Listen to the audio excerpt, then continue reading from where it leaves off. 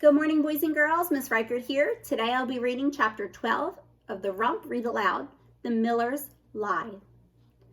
"Give me the gold in your hands," said King Barf. The miller stepped in front of me and gave me a warning look.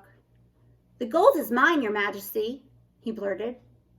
"Yours," said the king and I in unison, but nobody seemed to notice me just then. "I asked the boy to bring it. He's my servant. Come here, boy, quick. Bring the rest," he snapped. I didn't move. What trick was he playing? He would certainly be punished for hiding gold. Why would he risk his neck for me? "Move, boy.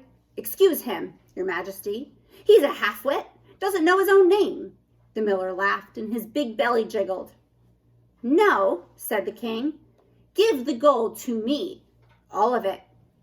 I tried to move, but my legs grew roots into the ground. My tongue swelled and my brain fuzzed. I don't know why I said it, but the words just spilled out. "What will you give me?" I covered my mouth and everyone gasped. The air grew still and cold. King Barf moved his horse so close to me that the tip of his sword was level with my nose. "Give me the gold and I will spare you your life," said the king, his nasal voice now quiet and dangerous. Slowly, trembling, I held out the gold to King Barf, and he snatched it from me. He examined the skein, and then he opened a bundle and stared inside for a long time. Finally, he pulled out another spool of thread. He stretched the gold in his beefy hands and moved it back and forth, watching it gleam in the sunlight. "How is this done?" King Barf asked, holding out the gold to the miller. I had become invisible again. "Well, see, your majesty, 'tis a strange business, full of mystery and magic." The king stiffened.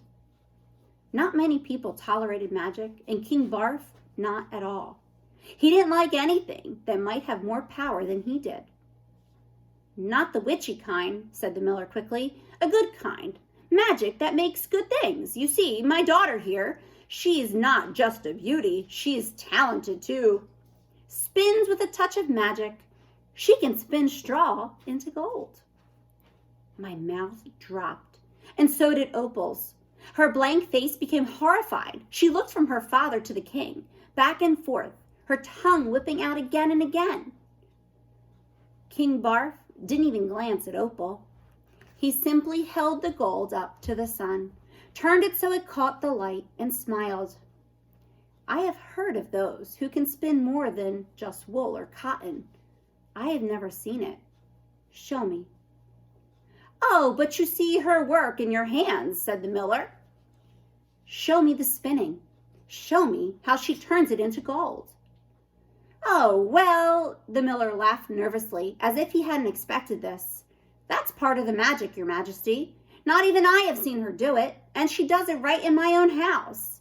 But mark me, you give her a pile of straw, a room full of straw, and the next morning she's spun it into gold. 'Tis a marvel." The miller gave me the tiniest glance, and then, "We can spin you more this very evening." King Barf finally looked at Opal and appraised her. Opal stood frozen and pale, not even her tongue flicked out.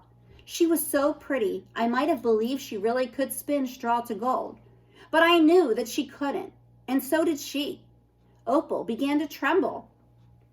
"Why have I not heard of your daughter's marvelous gift before?" asked King Barf. "Such talents could bring me great pleasure, and would be rewarded openly if I did not think it was deceitful.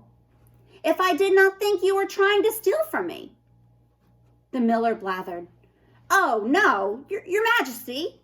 Yes, your majesty. Of course, no. Yes, not to worry.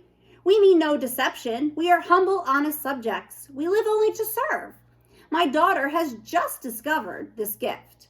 It is something that has grown with her beauty.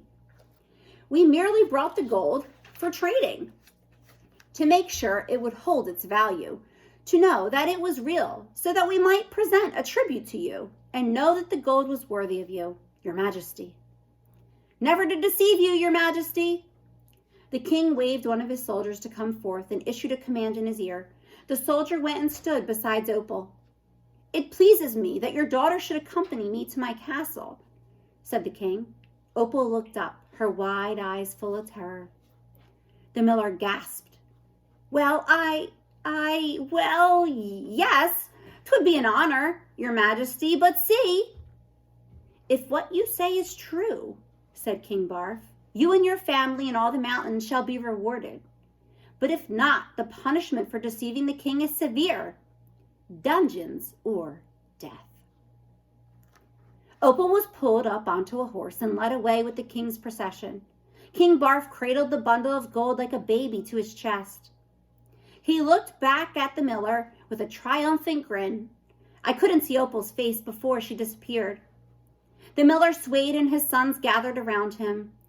"Oh, what have I done? What have I done? What have I done?" He buried his face in his hands. I never liked the miller Oswald. He was a liar and a cheat and greedy. It was his fault that his daughter was being led to her doom. But no, that wasn't true. It was my fault. I was the greedy one. I had spun the gold. I had traded the gold. I had fumbled and tripped and spilled the gold. Now Opal was all spun into this mess, and she hadn't done anything at all. Poor beautiful Opal. That thought poured icy water over my head. An innocent girl was being led to her doom because of me. A pixie fluttered up to me, shaking her fists and squealing as if she were reprimanding me. The pixie bit my nose, and in a minute it swelled so large I had to breathe through my mouth. Now my nose was bigger than my face. I guess I deserved that. It was still morning, but no one was working in the mines now. Everyone was scattered around the town, buzzing about King Barf and all his soldiers. A gnome ran past my feet and down the road chanting, "The king is gone, the king is gone, he took the miller's daughter along." Gran once said there would be times in my life when I would be trapped with walls all around me too high to climb and no way out. Then I would need someone from outside and above to throw down a rope and pull me up. I believed Gran. I just always thought that she would be the one to throw me a rope. I needed help. I needed advice, but I couldn't think of a single person in all of the mountain who could help me. Red was mad at me. The miller probably wanted to strangle me. Milk and Nothing had nothing to offer. And the magic and the gold had spun me into a bigger heap of trouble than I could have imagined. And that's when I realized who could possibly help. The one person who might be able to give me some answers about my mother and about the spinning and the magic.